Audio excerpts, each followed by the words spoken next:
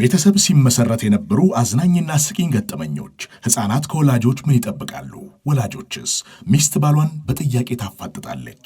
ልጆች ከትምህርት ቤት ማስወጣት ነው የሚያሳፍረው ወይስ የኔ ማርገዝ ነው የሚያሳፍረው? አስፈራርቼ የራሴ የግሌ ላደርጋት ስለፈለኩ ብቻ ነው።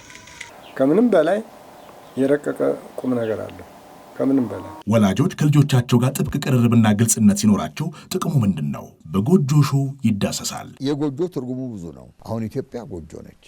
ማንኛውንም ሃይማኖት ተከታይ አንድ አርጋ በጎጆዋ ውስጥ ታስተዳድራለች፣ ታሳድጋለች፣ ታስተምራለች፣ ትመራለች ማለት ነው። ጎጆ ማለት ቤት ነው። ጎጆ እንተኛበታለን፣ እንደሰትበታለን፣ እንማርበታለን፣ እንጫወትበታለን፣ እናድግበታለን። የባልና የሚስት የግልጽነት ማጣት በልጆች ላይ የሚያደርሰው ጉዳት በባለሙያዎች ይተነተናል። ባልም ሁልጊዜ እኔ ነኝ ትክክል ማለት የለበትም። ሚስትም እኔ ያልኩት ካልሆነ ትክክል አይደለም ብላ ድርቅ ማለት የለባትም። ባለመግባባት የተለያዩ ቤተሰቦች እርቅ ፈጥረው ዳግም በፍቅር ይተሳሰራሉ።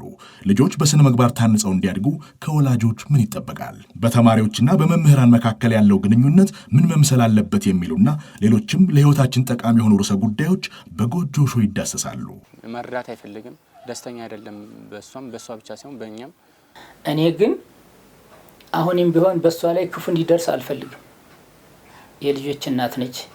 የአባትነት ፍቅሩን በተገቢ መልኩ ስላልሰጠኝ የጎጆ ሾው ፕሮግራም ተመልካች መሆን የቤተሰብ ፍቅርን፣ መተሳሰብን፣ መከባበርን፣ አንድነትን ይበልጥ ያጠናክራል። በጎጆአችን ሰላም ይስፈን።